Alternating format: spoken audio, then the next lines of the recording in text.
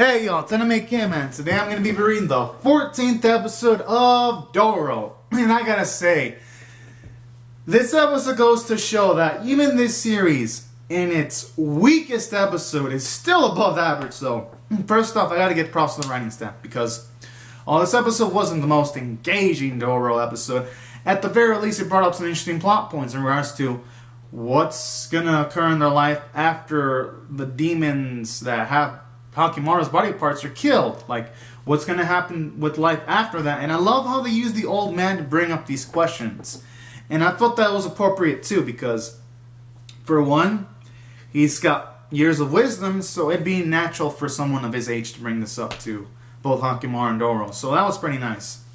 And I like how they bring up the question of, is Hakimaru going to continue killing demons in their schools, or is he gonna lay low on that so that the lands of Daigo aren't in ruin? So I like how he puts up that question to Hakimaru to sit on. And then with Dororo, I like how he brings up multiple routes where Dororo could use it to make her own domain, she can use it to live a life of luxury, or she can use it to travel around and get to know different places too. And you know what? I kind of like that, how the old man doesn't probably answer for Hakimaru or Dororo, because these are both questions that these two have to figure out on their own. They can't have anyone else handhold them, because it's a part of growing up. And you know what? I really love this kind of stuff. Hopefully, near the end, we can get a conclusion to what Dororo wants to do with the money that was entrusted to her, because I like how they also explain that those markings were pretty much just a map that glows whenever someone that's Dororo trusts is nearby, which in that case it'd be Hakimaru. So that was pretty cool, how it brings up a new plot point.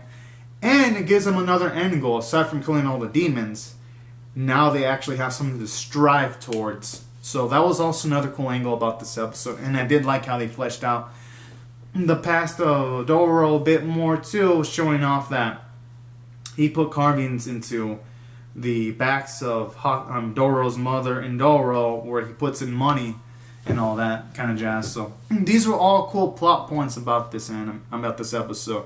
It's gonna make the future episodes of this anime much more interesting.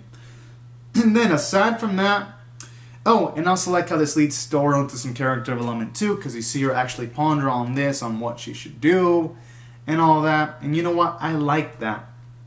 It shows her gaining a bit more wisdom, slowly and surely.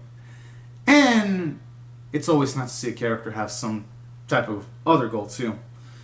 Now, aside from that, I'd say the stuff in the middle of the episode, it was pretty entertaining too.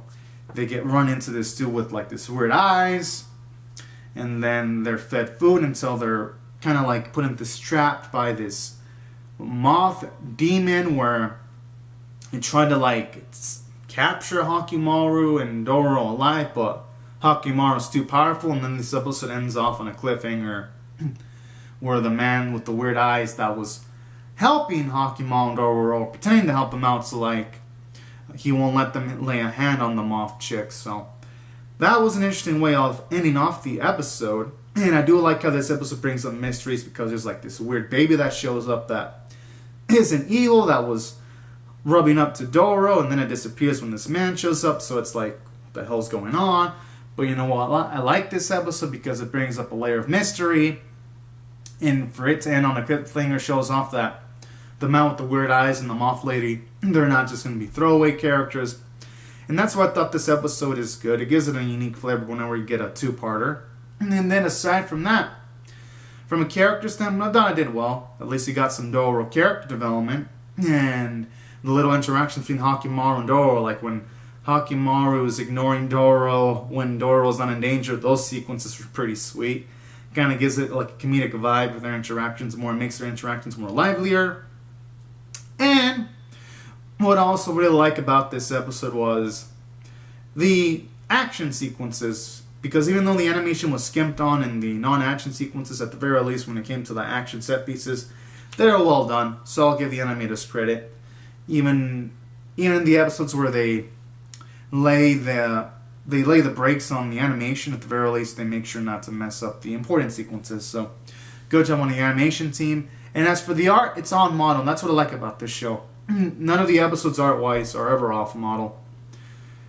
And taking all these factors into consideration, I'm going to rate this episode a 6.5 out of 10. I thought it was a bit above average.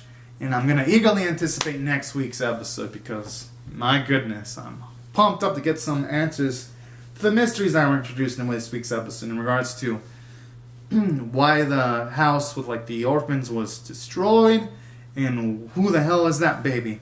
So anyways, guys and gals, these are my thoughts on the episode. Comment down your thoughts in the comment section below. Rate the video, subscribe, and I'll see you guys later. You have to subscribe for more. Alright. Thank you so much for watching, everyone. Bye-bye.